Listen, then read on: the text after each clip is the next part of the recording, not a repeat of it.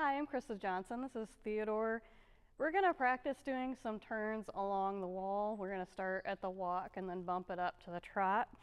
I'm going to use my indirect rein coming down around towards my knee, and I'm going to want him to yield his hip away and then yield his front end through and change directions. We'll get started here. I'm going to use the wall. When we get to it, I'm going to use the wall to help him learn to stand up his shoulders better in these turns. So here I'm using that indirect rein. I want him to kick his hip out and then bring his front end through and then walk on. That was a really nice turn for him. This is maybe the third time we've practiced this pattern, so we haven't done it a whole lot. Same thing this way. I'm going to slide my hand down towards my knee, get him to yield that hip. That was nice and light. That was a really nice turn. I'm super happy with that. So I'm actually going to give him a break. One other thing that I've been working on with him is getting him to stand for mounting and dismounting at the mounting block. And to get him to be, less discouraged about going up to it, thinking that that's the only time we go up to this is when I climb on him, I also work at it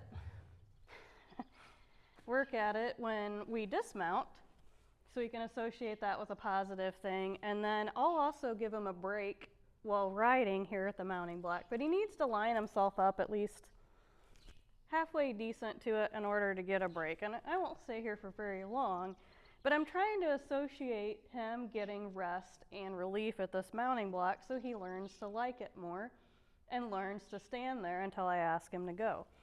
So I was really happy with those first two turns for no more than we've practiced and for how it took him a little bit to figure out what I was looking for. But we'll get started again. I just wanted to add that little, he's trying yeah, the fun part about that is then sometimes they start telling you to dismount, please, while you're trying to do other things. But we're going to work a little bit more here, Theo. Now I'm going to add the trot to it. Let's see if I can get a trot. Slide my hand down, shorten that rein, come to my knee. I want him to yield that hip, and then yield his front end through, and then we want to trot off again. Slide my hand down the rein. And I want to be slow so he has time to respond. And when I slide my hand down that rein, I'm putting my weight slightly more in that outside stirrup. And that'll actually lift my inside hip a little bit, just like he needs to lift and shift his inside hip. Sorry, sometimes it's hard to think, talk, and ride at the same time. There, I'm going to sit back on my left butt cheek for him to bring his front end through there. Slide my hand down here. I'm weighting that right stirrup just a little bit more. I'm waiting for that hind end to come through. I'm going to sit back on my right cheek, let that front end come through, ask him to trot. And I want to look to see his trot transitions get a little bit lighter and lighter as we go along. Because that forward is going to help the turns, and then the turns are going to help the forward. I'll slowly slide my hand down this rein. There, he's really heavy and he's not responding. That's why we end up getting further down the wall. Not a big deal. I'm not going to pull harder. I'm just going to set it up and wait. Slide my hand down here, bring it towards my knee, wait for that hip to shift. There, he didn't really yield his hindquarters. He just kind of brought his front end through. Not what I was looking for, but that was a nicer trot transition. There he goes with his hip. I'm putting little feels on that rein with my finger when he kind of slows down like that as far as yielding his hip and taking different steps. Because he needs to yield over more than just one or two steps, then bring that front end through and then go for it. Ooh, we about got a canter transition. We haven't tried that just yet, but that's another way to bump it up.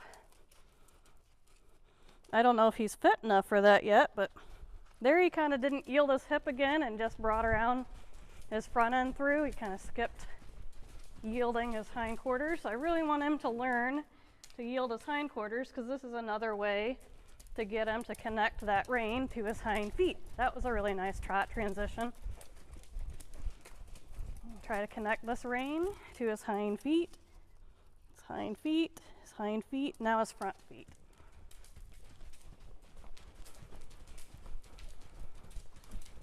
I'd like him to stay a little bit closer to the wall, but I understand why he's a little bit apprehensive there because he probably doesn't want to run his face into it. There, I want him to actually yield his hip, so I'm going to actually keep going here until I feel that hip shift because I want him to understand that hip needs to yield first. I don't want him to start getting in the habit of skipping that part because that's the most important part of connecting that rein to those hind feet. Again, I'm going to wait until he shifts that hip. I'm going to wait till his feet are propelled the way I want him to go, and then I'm going to ask for the trot. So I'm going to see if I can get a few more good turns, and then probably call it good for today with this exercise. But so sometimes when you're teaching them stuff, if you ask for it too many times, they can kind of think that maybe that wasn't the right answer. Or maybe that's what was going on here, I'm not sure. I just want to be clear here. When you use that forward, oh, don't bump your head.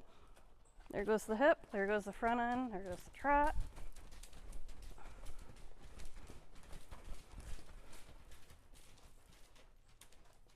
That was nice and slow and thoughtful. That was really nice turn there. See if we can get a nice trot transition. Really nice. I'm going to reach my hand down.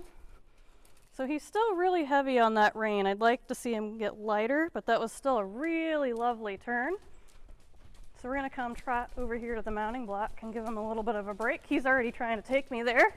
So he's already kind of reading my mind a little bit, but dang.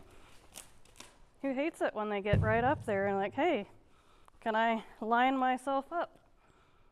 I don't hate that. Let's see if I can get his hindquarters a little bit more shifted that way. I'm going to be more particular because I'm giving him a break here. I don't want him to think he can just come stand by it and be sideways. I want him to actually think about lining himself up so I can mount or dismount so he gets used to me being particular up here. So I'm actually asking him to yield that hip over. There he goes. There he goes. That took him a minute. I was using my indirect rein on the right side and my right leg a little bit to ask that hip to shift over so he can put my foot there close to the mounting block, and then I'll give him a break there. But if you haven't tried that with your horse, start at the walk, but try not to stay at the walk for too long because that forward's going to help the turns and the turns are going to help the forward. It didn't take long for his trot transitions to improve just in that short amount of time. And we must have done pretty good the last time we practiced that pattern because he came out today feeling pretty good with it. So I'm really happy with his progress. Thanks for joining us.